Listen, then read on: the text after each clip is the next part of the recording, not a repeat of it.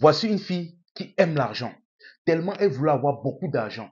Elle est allée sacrifier une petite fille du quartier chez un occultiste sans savoir. Histoire vraie. L'affaire se passe au Gabon, plus précisément à Libreville. Voici la jeune fille en question. Ici, on va l'appeler Sopita. Sopita était une jeune fille qui aimait beaucoup l'argent. Tellement elle voulait de l'argent, elle est devenue une chisa. Elle a commencé à faire le système des jeunes filles qui sortent avec des messieurs pour manger leur argent, boire comme elles veulent. Et c'est comme ça que dans ses mouvements, elle est tombée sur un monsieur. Le monsieur en question, il était très riche. Il avait énormément d'argent. Elle est sortie une première fois avec le monsieur. Le monsieur, tellement il a dépensé, tellement il a mangé, tellement il a bu, elle a apprécié. Et elle a accepté un deuxième rendez-vous avec le monsieur. Bon, pendant le deuxième rendez-vous, après être sortis et tout, ils sont partis faire leur affaire. Et c'est lors du troisième rendez-vous, au moment de partir, il a donné beaucoup d'argent à la jeune fille. Et il a dit à la jeune fille avant qu'elle ne parte que bon, tu sais, moi, je suis quelqu'un d'insatiable. Donc, si tu as une petite, une autre petite, vous venez vous ajouter. On fait même des plans à 3 ou à 4 même. Je suis quelqu'un de très insatiable. Donc, si tu as quelqu'un, tu amènes et je te promets, je vais te donner beaucoup d'argent. La jeune fille a dit qu'il n'y a pas de problème, qu'elle a énormément de copines. Au prochain rendez-vous, elle va venir avec une de ses petites du quartier. Ils ont donc validé, se sont laissés. Une fois elle est rentrée, elle a regardé l'argent que le monsieur lui a donné. Elle a regardé, elle a dit que mais, elle est que le monsieur me donne beaucoup d'argent. Elle est que mais, le monsieur me donne beaucoup d'argent comme ça, seulement pour une soirée comme ça. Ça veut dire que si jamais une autre petite comme ça, il va vraiment me mettre à l'aise. Elle est donc partie donc voir une de ses petites au quartier, une des petites, une des jeunes filles au quartier qui la respecte un peu là. Elle lui a proposé ça. Bon, la jeune fille a accepté. Quand elle a entendu elle devait avoir son jet dedans. Elle a accepté. Après donc, le rendez-vous fixé donc, Sopita et la jeune fille se sont donc retrouvés avec le monsieur dans un snack. Après donc avoir mangé, bu et tout, au moment de rentrer, il a dit à Sopita que bon, là, actuellement, là, je ne suis pas très en forme, donc je ne pense pas pouvoir supporter deux à la fois. Il a sorti 500 000. Il a donné à la jeune fille. Il a dit que prends ça pour ton taxi, ceci, cela, et on s'appelle demain. Elle a dit qu'il n'y a pas de problème. Son problème, c'était son jet. Elle a lancé dans sa poche, elle est partie. Et le monsieur dont elle est parti avec la jeune fille en question. Et c'est là que le calvaire de la jeune fille a commencé.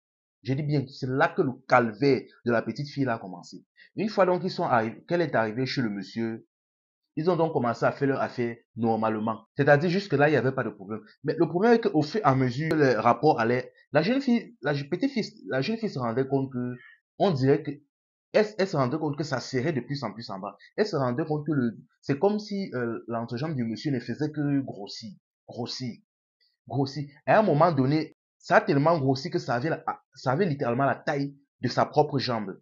Là, elle a commencé un peu à crier, à se débattre. Mais malheureusement, ça a grossi au point de déchirer sa partie en bas. De telle manière que son entrejambe et son trou là derrière se confondaient. Et dès que ça arrivait là, le monsieur s'est retiré. Il est rapidement allé dans la douche se laver. Et la jeune fille était là en train de baigner dans ses fluides. Elle était là comme ça en train de se tordre de douleur.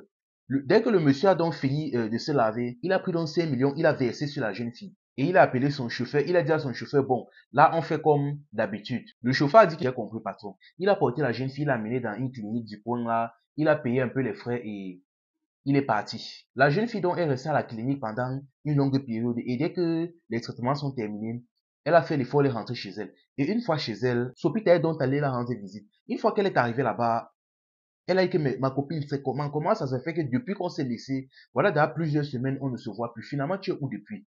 Il t'a donné que combien de tu me snobes maintenant? Elle a dit que si tu sais ce que le monsieur là m'a fait, elle s'est mise à pleurer, elle dit que si tu sais ce que le monsieur là m'a fait, elle a dit que quoi? La jeune fille donc s'est donc positionnée, elle a écarté donc ses jambes. Ce qui t'a vu les points de suture en désordre en bas. Elle a sursauté et au même moment, la mère de la jeune fille est entrée, elle a vu l'affaire et elle a crié. Elle a dit à la jeune fille qu'est-ce qui s'est passé. On a mis la pression sur elle pour qu'elle parle.